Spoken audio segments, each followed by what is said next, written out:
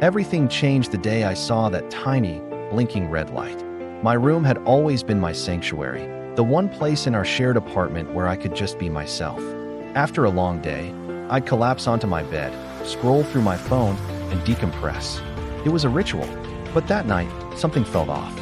A strange, almost imperceptible shift in the air. I couldn't put my finger on it, but the feeling of being watched was overwhelming. I sat up, scanning the familiar walls, the posters I'd had since college, the cluttered bookshelf. And then I saw it. Tucked away in the corner, nestled between a dusty succulent and a stack of old books, was a tiny black cube. It was a hidden camera, and it was pointing directly at my bed. A cold dread washed over me, so intense it felt like ice water flooding my veins. My mind immediately went to the darkest places. Was it a stalker? Had someone broken in? Then, a more sickening thought emerged. My roommate, Mark. We'd been living together for a year. He was a bit quiet, kind of awkward, but I never imagined he could do something like this. The betrayal felt like a physical blow. How long had it been there? What had it seen? My sanctuary was violated, and my trust was shattered into a million pieces. I had to be smart about this. I couldn't just confront him without proof that he was the one who planted it. Panicked, I grabbed my laptop and started digging. I researched the camera model, learning how to access its stored footage. My hands were shaking so violently I could barely type. The tutorial said it usually connected to a local Wi-Fi network and saved files to a cloud account or a microSD card. I managed to gently pry the device from its hiding spot, my heart pounding with each movement. Terrified he'd walk in and catch me. Inside, there was a tiny memory card. This was it. This was the proof I needed. I felt a surge of righteous anger mixed with sheer terror. I imagined the confrontation, the police, the inevitable, ugly fallout of our friendship.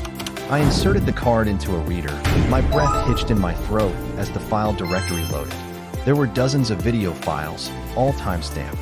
The earliest one was from 2 weeks ago. 2 weeks. He had been watching me for 2 weeks. I clicked on the most recent file, bracing myself for the worst, for the violation I was about to witness. The video player opened, but what I saw wasn't what I expected at all. The footage was blurry at first, then it focused, but it wasn't on my bed. The camera was angled oddly, pointed more towards the window and the fire escape just outside it. The timestamp was from the previous night, around 3 a.m. I fast-forwarded through the grainy, silent footage. Nothing, just the dark outline of my window frame. Then, a shape moved. A figure, silhouetted against the streetlights, was slowly, carefully trying to jimmy my window open. My blood ran cold. It was a burglar. I watched, mesmerized and horrified, as the lock gave way and the window slid silently upwards. The figure started to climb in, and just as their leg cleared the sill, the distinct sound of my apartment's front door unlocking echoed through the room. The figure on the fire escape froze, then scrambled back out the window and disappeared into the night. A moment later, the video showed my bedroom door creaking open. It was Mark. He looked exhausted, just getting home from his late shift at the restaurant. He glanced around the room, then his eyes landed on the slightly ajar window. A look of pure panic crossed his face. He rushed over, secured the lock, and then his gaze fell directly on the hidden camera. He walked towards it, a strange expression on his face, not guilt, but something like relief. I kept digging through the files. I found another clip from a week prior, showing the same shadowy figure testing the window. And then I found the very first video from 2 weeks ago. It was footage of Mark, his face tight with anxiety, setting up the camera. He kept adjusting it, muttering to himself, "Just need to see if he comes back. Just need to keep her safe." It wasn't about watching me. It was about watching out for me. He had suspected someone was trying to break in and was too scared or embarrassed to tell me, afraid I'd think he was crazy or overreacting. So he took matters into his own hands, creating a silent, secret neighborhood watch with a single, tiny camera. The weight of my accusation, the betrayal I had felt just moments before, came crashing down on me, replaced by an overwhelming wave of gratitude and shame.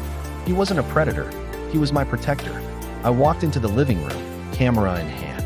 Mark was on the couch, and he looked up, his face instantly pale when he saw what I was holding.